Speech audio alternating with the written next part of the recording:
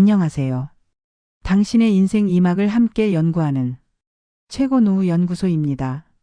우리는 경제, 복지, 건강 등 노후에 꼭 필요한 정보를 쉽고 정확하게 전달하는 전문 채널입니다. 안녕하세요, 시청자 여러분. 오늘은 정말 중요한 소식을 가지고 왔습니다. 혹시 이런 경험 있으신가요? 평생 성실하게 국민연금을 납부했는데 막상 받을 때가 되니 생각보다 적게 나온다거나 부부가 함께 기초연금을 신청했는데 각자 받을 수 있는 금액보다 훨씬 적게 나오는 상황 말이에요. 아니면 나이가 들어서도 생활비 때문에 일을 해야 하는데 일을 하니까 오히려 연금이 깎이는 말도 안 되는 상황을 겪고 계신 분들도 계실 겁니다. 오늘 제가 전해드릴 소식은 바로 이런 불합리한 제도들이 드디어 개선될 가능성이 보인다는 것입니다. 하지만 과연 이번에는 정말일까요? 아니면 또다시 선거용 공약에 그칠까요? 오늘 영상에서는 현재 어르신들을 괴롭히고 있는 연금 감액 제도의 실체부터 시작해서 새로운 개선 방안, 그리고 실제로 여러분이 놓치면 안 되는 연금 보호 방법까지 모든 것을 상세하게 알려드리겠습니다.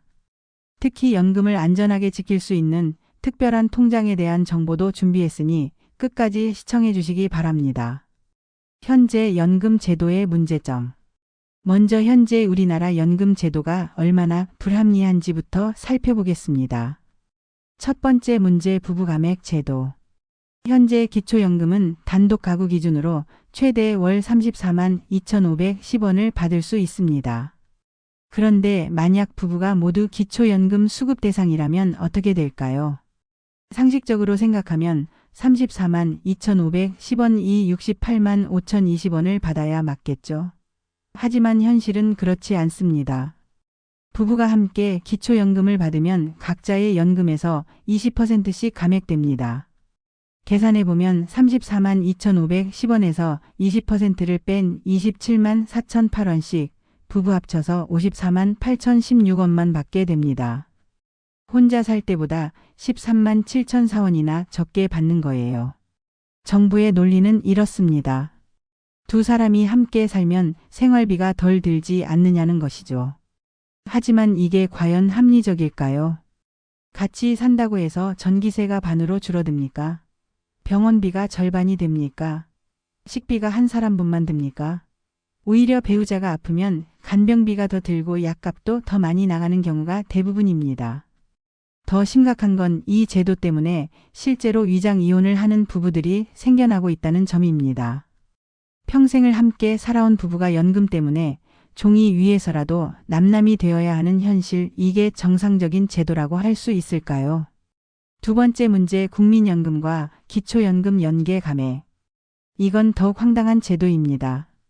국민연금을 많이 낸 사람일수록 기초연금을 적게 받는다는 거예요. 예를 들어 C는 평생 성실하게 국민연금을 많이 납부했고 B씨는 국민연금을 적게 냈다고 가정해 봅시다. 그러면 기초연금을 받을 때 C는 B씨보다 적게 받게 됩니다. 이게 말이 됩니까? 더 많이 내고 더 적게 받는다는 게 어떤 논리인지 도저히 이해할 수 없습니다. 세 번째 문제, 재직자 노령연금 감액. 마지막으로 가장 황당한 제도가 바로 이것입니다. 연금을 받는 나이가 되어서도 생활비를 위해 일을 하는 어르신들이 계시죠. 그런데 이분들이 월 309만 원 이상의 소득이 생기면 국민연금을 최대 50%까지 깎아버립니다. 생각해 보세요. 연금만으로는 생활이 어려워서 몸이 불편해도 일을 나가시는 분들인데 그 일 때문에 오히려 연금을 깎는다는 게 말이 됩니까? 이런 제도들이 현재 수많은 어르신들의 생활을 어렵게 만들고 있습니다. 그런데 과연 이런 제도들이 언제부터 시작되었을까요? 역대 정부의 연금 정책 실패사 400-630. 박근혜 정부. 박근혜 대통령은 대선 당시 기초연금 20만 원을 모든 노인에게 지급하겠다고 공약했습니다. 하지만 당선 후 입장이 바뀌었죠. 결국 소득 하위 70%에게만 지급되었고 더 심각한 문제는 이때 국민연금과 기초연금을 연계해서 감액하는 제도가 도입되었다는 점입니다. 많이 낸 사람이 더 많이 깎이는 이상한 구조의 시작점이 바로 이 시기였습니다. 문재인 정부. 문재인 대통령은 기초연금 30만 원 인상을 공약했고 이 부분은 단계적으로 달성했습니다. 하지만 정작 중요한 감액 제도는 전혀 손대지 않았어요. 국민연금과 기초연금 사이의 모순, 즉 열심히 낸 사람일수록 손해본다는 구조를 그대로 방치한 채 5년을 보냈습니다. 윤석열 대통령도 대선 당시에는 감액 제도 개선을 언급했습니다. 기초연금과 국민연금의 연계 감액을 완화하겠다고 약속했죠. 하지만 정권 출범 이후 국민연금 개편안에서 감액 제도는 아예 빠졌습니다. 국회에 제출된 법안에서는 관련 문구조차 사라져버렸어요. 결국 탄핵으로 끝났으니 결과만 보면 국민연금 감액 제도 개선은 완전히 실패한 셈입니다. 이렇게 새 정부에 걸쳐 계속 약속만 하고 실제로는 개선되지 않은 채로 지금까지 왔습니다. 이재명 후보의 공약 분석. 그런데 최근 이재명 후보가 내놓은 공약들을 보면 상당히 구체적이고 포괄적입니다. 하나씩 살펴보겠습니다. 1. 부부 감액 단계적 폐지. 기초연금을 부부가 함께 받을 때 20%씩 감액되는 제도를 없애겠다고 했습니다. 다만 단계적 폐지라는 표현을 써서 한 번에 없애는 건 아니고 점진적으로 개선하겠다는 의미로 보입니다. 2. 국민연금 마이너스 기초연금 연계 감액 폐지. 국민연금을 많이 낸 사람일수록 기초연금을 적게 받는 불합리한 제도를 완전히 없애겠다고 했습니다. 3. 재직자 노령연금 감액 폐지. 일을 하는 어르신들의 국민연금을 최대 50%까지 깎는 제도를 폐지하겠다고 약속했습니다. 노인이 일하는 것은 죄가 아니라 권리라는 점을 강조했네요. 4. 기타 복지 확대 공약들. 임플란트 건강보험 적용 확대. 현재 65세 이상 2개 제한을 늘리고 적용 연령도 낮추겠다는 방침. 간병비 부담 국가 전환. 현재 가족이 부담하는 간병비를 국가가 일정 부분 책임지겠다고 발표. 노인 돌봄 공공화. 어르신들이 시설이 아닌 집 근처에서 돌봄을 받을 수 있게 하는 통합 돌봄 체계 구축. 어르신 맞춤형 공공일자리 확대. 맞춤형 주택연금 확대. 겉으로 보기에는 정말 좋은 공약들입니다. 하지만 여기서 중요한 건 실행 가능성입니다. 공약 실현의 현실적 과제. 재정 문제. 가장 큰 문제는 돈입니다. 현재 기초연금 수급자의 40% 이상이 부부 감액을 적용받고 있는데 만약 이를 폐지한다면 연간 약 3조 원의 추가 재정이 필요합니다. 국민연금과 기초연금 연계 감액을 폐지하는 것도 마찬가지로 막대한 재정이 필요하죠. 재직자 노령연금 감액 폐지까지 합치면 연간 5조 원 이상의 추가 예산이 필요할 것으로 예상됩니다. 그런데 이 돈을 어디서 마련할 건지에 대한 구체적인 계획은 아직 나오지 않았습니다. 시행 시기와 방법. 또 다른 문제는 언제부터 어떤 방식으로 시행할 것인지가 명확하지 않다는 점입니다. 단계적 폐지라고 하는데 몇 년에 걸쳐서 어떤 방식으로 단계를 나눌 건지, 기존 수급자들에게는 언제부터 적용될 건지 등등 구체적인 로드맵이 없습니다. 과거 공약 이행 실태. 무엇보다 중요한 건 과거 사례입니다. 이런 공약들은 사실 이번이 처음이 아니에요. 지난 대선에서도 비슷한 공약들이 나왔지만 실제로 이행된 건 거의 없었습니다. 정치인들은 선거 때만 되면 어르신들에게 좋은 말씀을 하시지만 막상 당선되고 나면 재정 부족, 단계적 추진 등의 이유로 미루는 경우가 대부분이었죠. 소득 크레바스 마이너스. 또 다른 문제 1100 마이너스 1300. 연금 감액 제도 외에도 우리가 주목해야 할 문제가 하나 더 있습니다. 바로 소득 크레바스라는 것인데요. 정년과 연금 수급 시기의 불일치. 현재 우리나라 법적 정년은 60세입니다. 하지만 국민연금은 63세부터 받을 수 있고 2033년부터는 65세로 늦춰집니다. 즉 60세에 퇴직하면 최대 5년 동안은 아무런 소득 없이 버텨야 한다는 거예요. 이 기간을 바로 소득 크레바스라고 부릅니다. 정부의 대응책과 문제점. 정부도 이 문제를 모르는 건 아닙니다. 그래서 정년을 65세까지 늘리자는 방안을 내놓았는데요. 하지만 현실적으로 60세가 넘은 분들을 계속 고용할 회사가 얼마나 될까요? 특히 중소기업이나 자영업 기반의 일터에서는 거의 불가능한 일입니다. 설령 일자리가 있다고 해도 대부분이 단시간 근무나 임시직 형태입니다. 정년이 늘어난다고 해서 안정적인 일자리가 보장되는 건 아니라는 거죠. 체력적 한계. 또한 나이가 들면 체력적인 한계도 있습니다.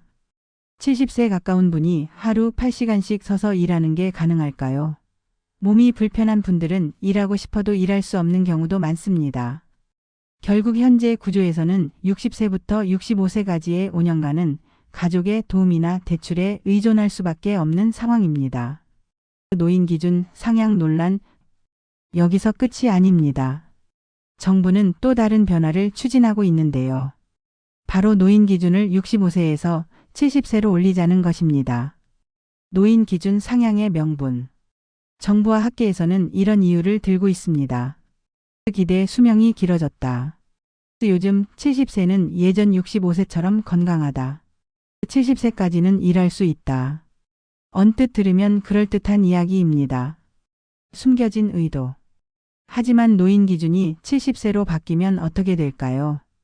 현재 65세부터 받을 수 있는 모든 혜택들 마이너스 기초연금, 지하철 무임승차, 건강보험 임플란트 지원, 노인 일자리, 노인 장기요양 등이 모두 70세부터 시작될 가능성이 높습니다. 결국 노인을 70세부터라고 하는 건 좋게 포장했지만 실제로는 혜택을 5년 늦춰서 국가 재정 부담을 줄이겠다는 의도로 보입니다. 해시태그 현실과의 괴리. 그런데 실제로 60대 중후반의 어르신들이 모두 건강하고 일할 수 있을까요? 개인차가 크지만 이 연령대는 가장 취업하기 어려운 나이이기도 합니다. 고령 일자리는 한정되어 있고 그나마 있는 일도 대부분 힘든 육체노동입니다. 이런 상황에서 노인 기준만 올린다면 결국 가장 어려운 시기에 있는 분들만 더 힘들어지는 결과를 낳을 수 있습니다. 연금 보호의 중요성. 이런 복잡한 제도 개선을 기다리는 동안 현재 받고 계시는 연금을 안전하게 지키는 것도 매우 중요합니다. 연금을 위협하는 요소들. 요즘 연금 수급자들이 걱정하는 것들이 많습니다. 보이스피싱이나 각종 사기, 명의 도용으로 인한 계좌 압류, 예상치 못한 체납 처분, 해킹이나 계좌 정보 유출.